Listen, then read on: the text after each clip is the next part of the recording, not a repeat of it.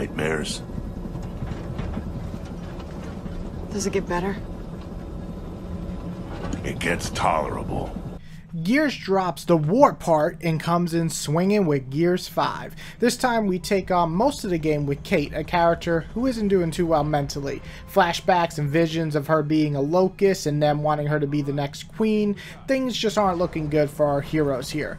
And it's been a long time since I played a Gears game, and I'm going to break down what worked for me and what kind of just failed in my opinion. The gameplay is always going to be interesting in Gears. Duck and cover with fast-paced rolling and shooting through hordes of enemies. This is Gears stamp, and it's not different here. In fact, it's slightly enhanced as it feels faster than ever, fresh as ever, and you even have this trusty little Jack the Robot to help you on your adventure, and you can even upgrade him some through the adventure to make him more useful. Of course, you'll want some friends to jump in and help you with co-op, and it works flawlessly. You just say, hey, let's do a room, boom, bang, boom, you're doing the fight.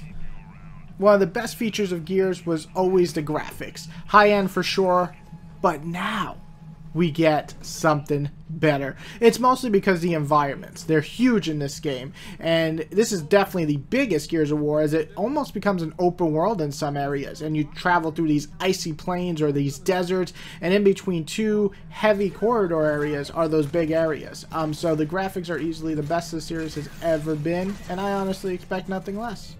The story manages to outdo the last one as it feels more focused and emotional, and it gives you some closure on JD's storyline, giving us some interesting new ones with Kate, and letting Marcus deal with the past while also giving us some great mentor-type dialogue. This might be my favorite story when you get down to it, though it is held back from some pacing issues, which I'll get to in a minute. Unbelievable.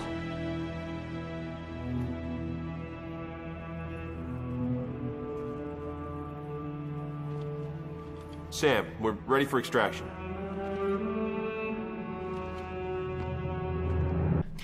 If you're also looking for online advice, I'm the last person to ask. I played a few rounds online, and I played Horde about 3 times. I played Escape, the new mode, about twice, I think, or maybe 3 times.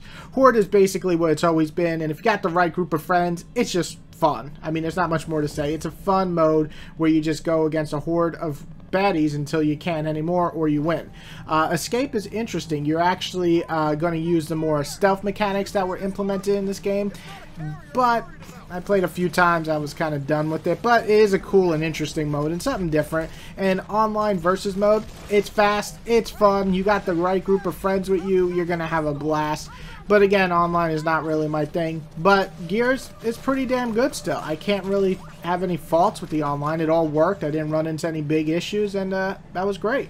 Now that I got the good out of the way, let's discuss some of the bad. This game seems to be buggier than any previous Gears game. I didn't have any like groundbreaking bugs, but a couple of times I got stuck in a weird spot for a second, clipping issues like crazy, enemies twirling around in like the Desert Storm firefights is really weird, and also I did have to reset a mission once or twice because it just kind of glitched or bugged out. So I didn't have that in previous Gears games. That was kind of a shock to me. Also, the pacing. Like I mentioned before, the game decides to give you this open world in Act 2 and 3, but it's not all that fun. It's cool to see a world, don't get me wrong, and I think it's really beautiful, but honestly, it's empty. It's basically you travel through these big plains, you can stop off at these like little fort type areas or just garbage type areas basically and kill a bunch of creatures, get a weapon or some more components to upgrade Jack, and that's it. I just didn't like it at all, and it really interfered with the dialogue and the plot because those sections kind of got dragged out, and even when I was skipping them, you still have to travel around this world that's not all that interesting to travel in. But Gears 5 is a lot of fun. I always kind of had this weird relationship with Gears. I never liked the first one. I enjoyed 2, 3, and 4, but none of them ever really blew me away, and Gears 5 just kind of fits in with that. Now, saying that, it's fun. I like these shooters. I have a good time playing it. Nothing really makes me go, holy shit, but there are some really good emotional moments here and there, some epic moments here and there, and they're kind of just a really fun co-op game to play. So, saying that, it's not the greatest game, but I'm actually excited to see how the series concludes in Gears 6, and I'm going to give this one an 8 out of 10.